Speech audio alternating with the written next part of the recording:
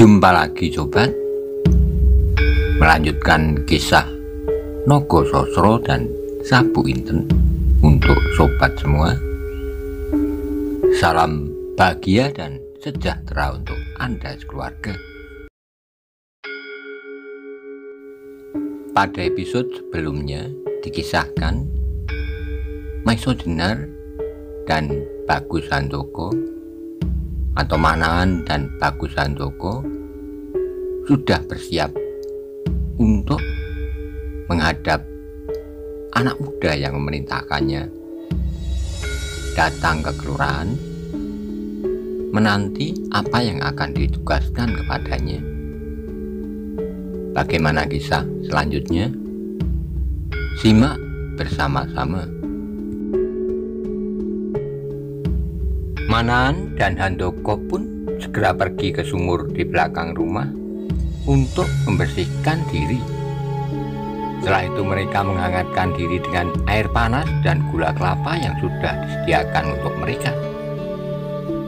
Sementara itu, Manahan selalu menasihati Handoko untuk tidak bertindak tergesa-gesa dalam segala hal. Ia harus menyesuaikan diri dengan kedudukannya sebagai seorang yang dianggap tak berdaya. Hanya apabila jiwanya benar-benar terancam, barulah boleh bertindak untuk melindungi dirinya. Beberapa saat kemudian Wirodopo pun telah siap. Bertiga mereka berjalan bersama-sama ke kelurahan. Ketika mereka sampai ke halaman kelurahan, ternyata di pendopo telah banyak orang. Dari pakaian mereka segera dapat diketahui bahwa beberapa orang diantaranya bukanlah orang dari padukuhan itu. Orang-orang asing itu berpakaian lebih baik dan lengkap daripada orang padukuhan itu sendiri. Serta pada umumnya di pinggang mereka terselip sebilah keris atau senjata yang lain. Melihat Wirodopo datang, segera mereka mempersilahkannya. Dan lurah mereka sendiri memanggilnya untuk duduk di sampingnya. Sedang Manahan dan Handoko mereka suruh duduk di lantai di tangga pendopo itu. Nampaklah di wajah Handoko perasaan tidak senang. Namun Manahan sendiri wajahnya sama sekali tidak berkesan apa-apa. Sebentar kemudian muncullah dari ruang dalam seorang pemuda sebaya dengan Bagus Handoko. Wajahnya memancar cerah dan pakaiannya pun lebih baik dari pakaian mereka semua yang hadir di pendopo itu. Di sampingnya sebelah menyebelah berdiri orang-orang yang bertubuh gagah tegap dengan wajah-wajahnya yang seram. Mereka itulah yang tadi malam datang melihat Manahan di tempatnya menginap. Pada saat itu, sinar matahari yang baru saja naik mulai menembus dedaunan dan jatuh di tanah lembab. Embun malam yang melekat di rerumputan perlahan-lahan mulai mengering menimbulkan asap putih yang melapisi cahaya pagi. Sedangkan tetesan-tetesan embun yang tersangkut di daunan nampak berkilat-kilat memantulkan cahaya matahari yang masih kemerah-merahan seperti butiran-butiran permata yang cemerlang. Dengan semakin cerahnya cahaya matahari, semakin jelas pula lah wajah-wajah yang berada di dalam pendopo kelurahan. Mulai dari wajah yang sudah dikenalnya dengan baik, yaitu Wirodopo, sampai wajah lurah padukuhan itu, juga wajah orang asing itu satu demi satu mulai dapat dikenal. Manahan dan Bagus Handoko yang duduk agak jauh dari mereka mulai memperhatikan wajah-wajah itu pula satu demi satu. Namun Manahan tak dapat mengenal seorang pun di antara mereka. Mereka bagi Manahan benar-benar orang asing yang belum pernah dilihat sebelumnya. Karena itu Manahan sama sekali tidak menaruh banyak perhatian, kecuali menanti pekerjaan apakah yang akan diberikan kepadanya. dan seterusnya menyelidiki apakah yang mereka kerjakan di situ. Mudah-mudahan mereka tidak berbuat keributan, pikirnya. Lalu setelah itu mulailah perhatiannya beredar ke sudut-sudut halaman rumah kepala pedukuhan itu. Sejak dari pagar batu yang mengelilingi setinggi orang, sampai pada pohon-pohon liar yang tumbuh tidak begitu teratur bertebaran di sana-sini. Tapi tiba-tiba Manan terkejut karena gemeretak gigi Handoko. Ketika ia menoleh, dilihatnya wajah Handoko yang merah padam. Sedang napasnya mengalir cepat, Manan menjadi agak terkejut. Sadarlah ia bahwa pasti ada sesuatu di hati anak itu. Untunglah bahwa Manan cepat dapat menggamit Bagus Handoko yang hampir saja melompat berdiri. "Handoko," bisik Manan. "Ada apa?" Mata Bagus Handoko menjadi merah menyala. Tubuhnya gemetar karena menahan diri.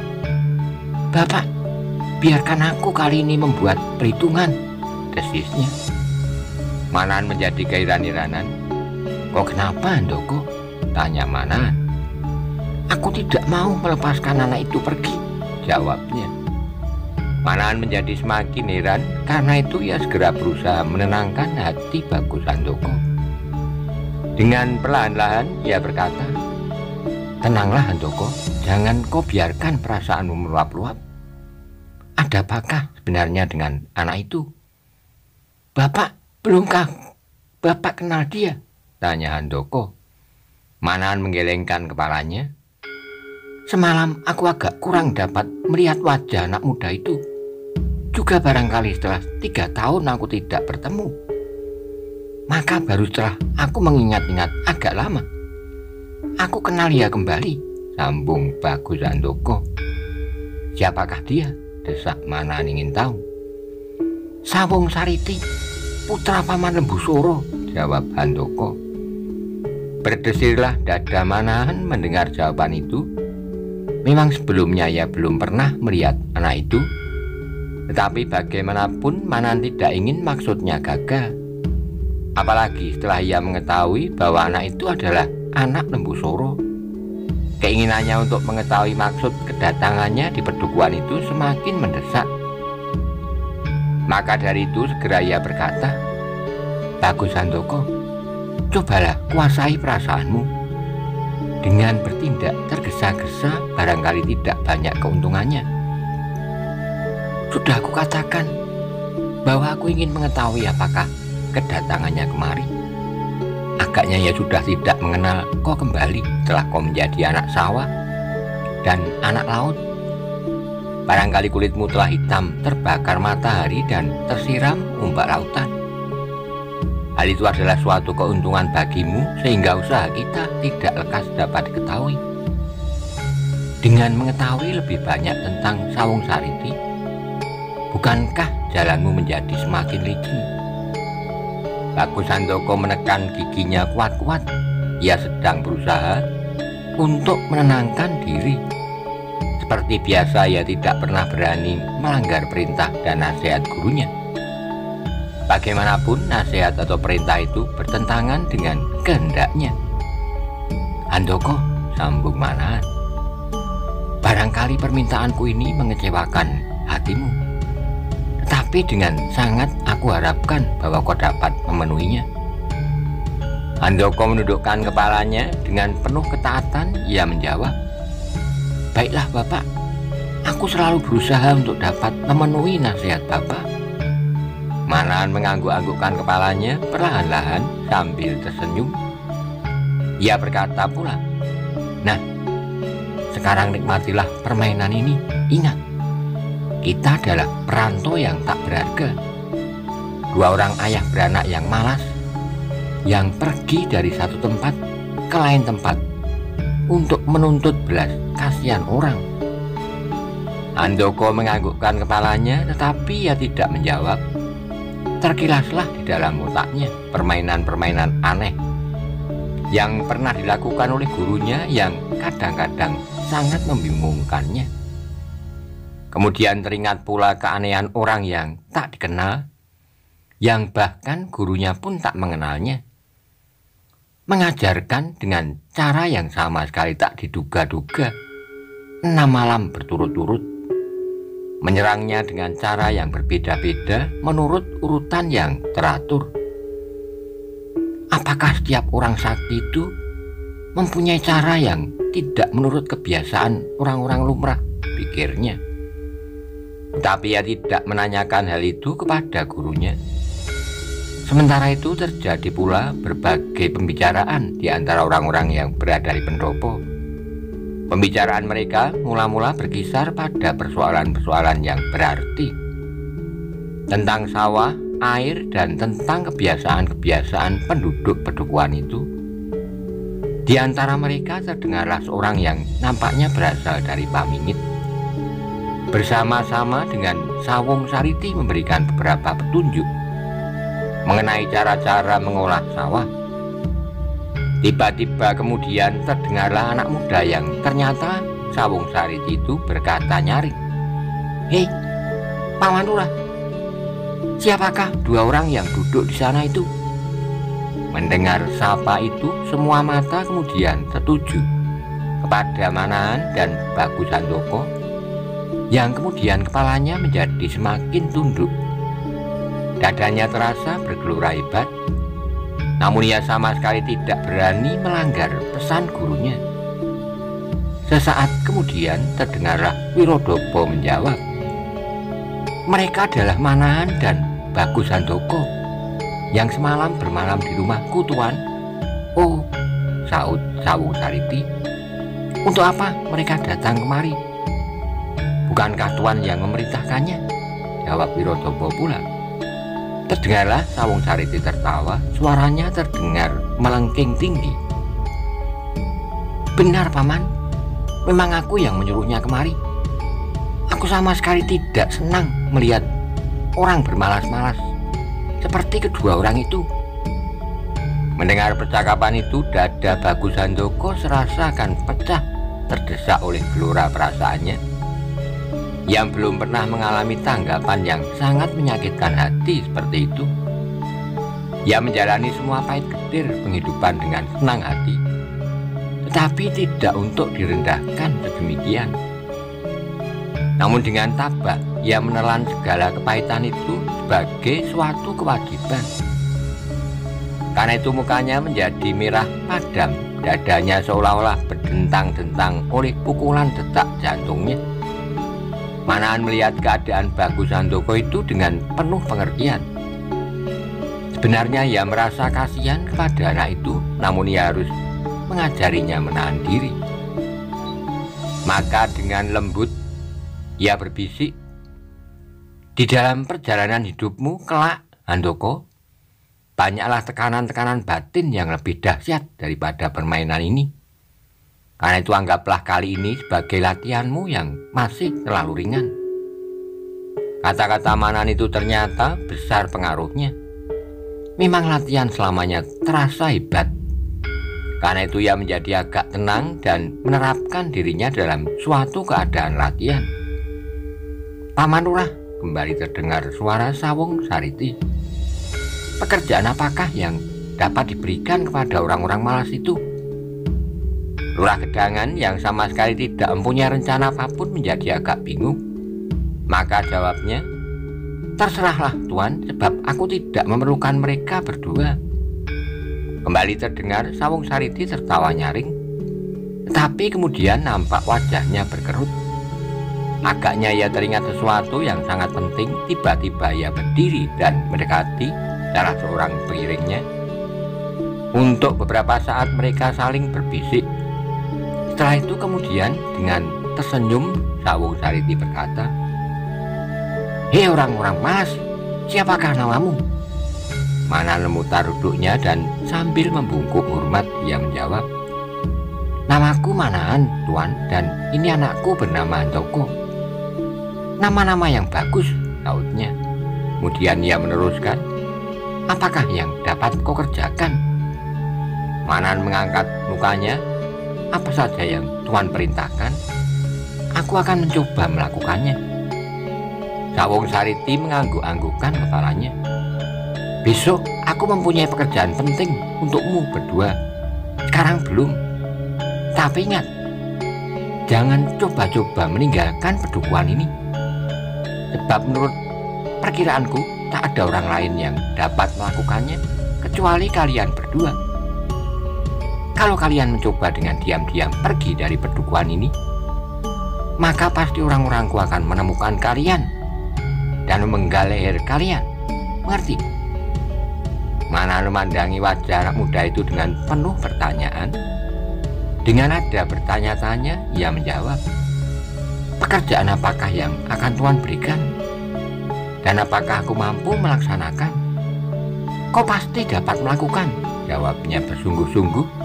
Lalu ia meneruskan, "Karena kalian akan melakukan pekerjaan yang penting itu, maka sekarang kalian boleh beristirahat, tidur untuk sehari penuh, dan jangan takut kelaparan untuk sehari ini. Paman Nirodopo akan memberimu makan sebanyak-banyaknya." Sekali lagi dada Handoko berguncang, apalagi kalau diingatnya bahwa orang yang mengucapkan kata-kata itu adalah anak pamannya yang telah berkhianat kepada ayahnya. Tapi kemudian Bagus Handoko telah dapat menempatkan perasaannya sebaik-baiknya, sehingga karena itu hanya suatu tarikan nafas yang dalam yang terdengar. "Nah, orang-orang malas," sambung Sawung Sariti, "sekarang kau boleh pergi. Kau boleh berjalan kemana kau suka. Tapi ingat, jangan tinggalkan pedukuhan ini." "Baiklah Tuhan," jawab Manan penuh hormat. Dan kemudian bersama-sama dengan Bagus Handoko mereka meninggalkan halaman kelurahan. Mereka berjalan begitu saja sepanjang jalan desa tanpa tujuan. Manan berjalan di depan dengan kepala tunduk, sedang di belakangnya Bagus Handoko mengikutinya dengan kepala yang dipenuhi teka-teki. "Kemana kita pergi, Bapak?" tanya Handoko kemudian. Manan menoleh dan kemudian memperlambat jalannya sampai Handoko berjalan di sisinya. Kemudian ia menjawab, "Asal kita berjalan, Handoko, melihat sawah-sawah, ladang, serta lereng-lereng pegunungan. Apakah kira-kira yang harus kita kerjakan besok pagi?" tanya Handoko pula. "Entahlah," jawab Manan. "Agaknya bukan pekerjaan yang menyenangkan." Setelah itu mereka berdua bersama-sama berdiam diri. Tapi kaki mereka melangkah terus panjang jalan yang kemudian sampai ke daerah persawahan. Batang-batang jagung yang sudah setinggi lutut nampak hijau segar di bawah sinar matahari pagi. Burung liang terbang bertebaran mencari mangsanya. Dan di sana sini beberapa orang telah mulai mengerjakan sawahnya, menyiangi tanamannya dan mengalirkan air dari parit-parit. Meskipun apa yang mereka lakukan adalah cara-cara yang sederhana, namun karena tanah yang subur, maka tanaman mereka nampak subur pula. Manan dan Handoko berjalan saja berkeliling tanpa tujuan. Ketika kemudian matahari semakin tinggi, mereka berdua beristirahat di bawah pohon rindang di simpang jalan. Tidak banyak yang mereka percakapkan karena pikiran mereka masing-masing dipenuhi oleh berbagai masalah yang melingkar-lingkar. Matahari merayap-rayap semakin tinggi di langit. Manan dan Handoko melihat iring-iringan orang berkuda keluar dari pedukuhan. Mereka adalah Sawung Sariti dengan 3 atau 4 pengawalnya, Pak Lurah dan beberapa orang lagi. Agaknya mereka akan menempuh suatu perjalanan yang agak jauh. Meskipun pasti pada hari itu juga mereka akan kembali ke pedukuhan itu. Wirodopo tidak ikut dengan mereka, bisik Manan. Handoko menganggukkan kepalanya, tetapi ia tidak menjawab. Manan pun tidak melanjutkan kata-katanya pula. Kembali mereka tenggelam dalam angan-angan mereka masing-masing. Tapi sejenak kemudian mereka melihat Wirodopo berjalan keluar lewat sudut desanya. Sebentar ia berhenti sambil memperhatikan titik-titik yang semakin lama semakin jauh, sambil meninggalkan hamburan debu putih. Kemudian setelah titik-titik itu hilang di kelokan jalan, kembali Wirodopo mandang berkeliling. Tiba-tiba matanya terantuk pada Manahan dan Handoko yang masih duduk di bawah pohon di simpang jalan. Nampaklah orang itu tersenyum dan kemudian ia melangkah mendekat. "Tuan tidak ikut serta dengan rombongan itu?" tanya Manahan sambil menghormat Wirodopo menggelengkan kepala. Sambil menjawab, "Tidak di sana, aku lebih senang tinggal di rumah." "Kemanakah mereka pergi?" tanya Manahan pula. "Entahlah," jawab Wirodopo. Tetapi di balik kata-katanya itu, Manahan menangkap sesuatu yang tidak wajar. Namun ia sama sekali tidak mendesaknya. "Siapakah mereka itu, Tuan?" tanya Manahan mengalihkan persoalan. "Adakah mereka bukan penduduk pedukuhan ini?" "Bukan di sana," jawab Wirodopo sambil duduk di sebelah Manahan. "Mereka bukan penduduk pedukuhan ini. Menurut keterangan mereka, mereka datang dari Banyu Biru. Anak muda itu adalah putra kepala daerah Perdikan Banyu Biru dan Pamingit, yang menurut keterangan mereka adalah bekas daerah Pangerantunan lama." Manahan mengangguk-anggukkan kepalanya. Dengan ekor matanya, ia melihat wajah Bagus Handoko yang berubah menjadi merah. Untunglah bahwa anak itu menundukkan wajahnya sehingga perubahan itu tidaklah begitu nampak. "Anak muda itu bernama Sawung Sariti," lanjut Wirodopo. "Dan orang-orang itu adalah pengawal-pengawal mereka dari Pamingit." "Apakah keperluan mereka datang kemari?" tanya Manahan pula. Wirodopo tersenyum. Ia memandang Manahan dengan wajah yang lucu. "Suatu keperluan yang penting bagi orang-orang yang punya cita-cita," jawabnya. Manahan menarik napas. Ia sadar akan permainannya. Memang bagi orang yang pekerjaannya merantau dari satu desa ke desa yang lain, pertanyaan itu agaknya terlampau maju. Meskipun demikian, terdorong oleh keinginan untuk mengetahui lebih banyak, ia bertanya pula, "Tuan, apakah cita-cita seseorang yang telah menjabat sebagai kepala daerah Perdikan?" Kembali Wirodopo tersenyum. "Banyak juga yang ingin kau ketahui di sana. Memang barangkali bagimu apa yang telah kau capai hari ini telah cukup tanpa memikirkan masa depan. Tapi justru bagi orang-orang yang semakin tinggi pangkatnya, semakin tinggi cita-citanya. Demikian juga anak Mas Sawung Sariti. Bukankah di atas kepala Perdikan masih banyak jabatan penting? Jabatan-jabatan istana misalnya. Sedang jabatan istana yang paling tinggi adalah raja." "Raja?" ulang Manahan. "Menurut pendengaranku, raja adalah jabatan turun-temurun." Kau tahu juga tentang raja?" potong Wirodopo. Kemudian ia melanjutkan, "Tapi tidak selamanya demikian." Manahan mendengarkan kata-kata Wirodopo dengan sungguh-sungguh.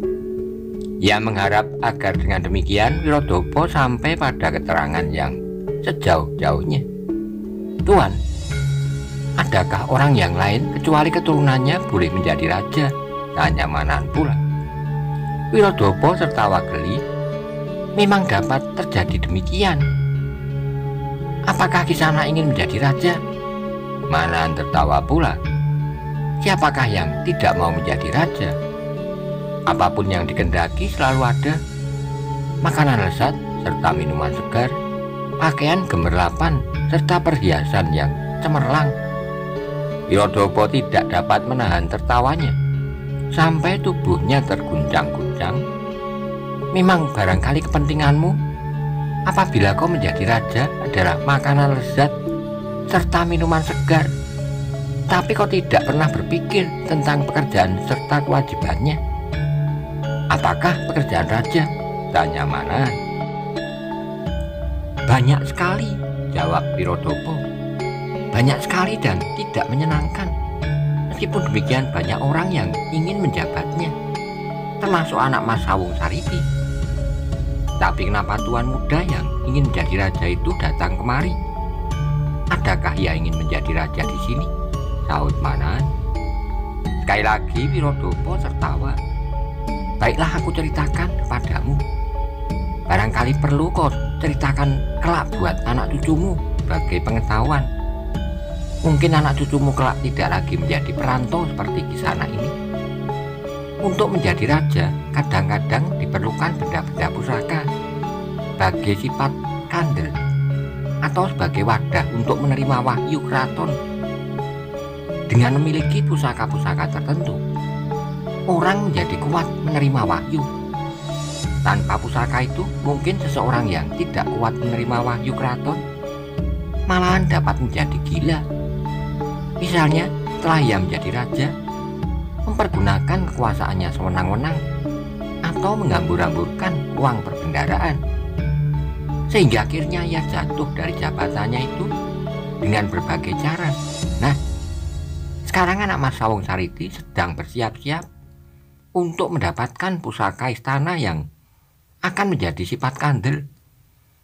Pusaka itu berupa 2 keris yang maha sakti yang bernama Kyai Nogososro dan Kyai Sabu Inten. Mendengar keterangan itu, sesuatu terasa berdesir di dada Manahan, dan kemudian jantungnya terasa berdetak lebih cepat.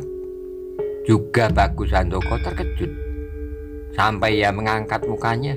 Untunglah bahwa Manahan masih dapat mengendalikan diri, sehingga perasaannya tidak berkesan pada wajahnya. Demikian juga Bagus Handoko cepat-cepat menundukkan kembali mukanya. Jadi kedatangan mereka kemari adalah dalam usaha mereka menemukan pusaka-pusaka itu, sambung Wirodopo. Manahan mengangguk-anggukkan kepalanya dengan sikap yang bodoh. Ia bertanya, adakah kedua keris itu di sini? Wirodopo menggelengkan kepala, lalu jawabnya, tak seorang pun di antara kami di sini yang pernah melihat keris-keris itu. Bahkan mendengar namanya pun baru kali ini. Melihat cara mengatakannya, Manahan percaya bahwa Wirodopo telah berkata sesungguhnya. Karena itu ia menjadi kecewa sebab ia mengharapkan tidak-tidaknya petunjuk di mana kira-kira kedua keris itu berada. Tetapi, sambung Wirodopo, di sebelah selatan ada sebuah padepokan yang disebut orang Padepokan Karangtumoritis atau disebut juga Karangkedempel. Di sana tinggal seorang tua yang saleh, yang suka menolong sesama. Bahkan ia terkenal dengan kepandaiannya mengobati segala macam penyakit. Kesanalah anak Mas Sawung Sariti tadi pergi menghadap orang tua yang menamakan dirinya Panembahan Ismoyo. Konon orang percaya bahwa orang tua itu titisan Dewa Ismoyo yang ditugaskan untuk menunggui pertapaannya.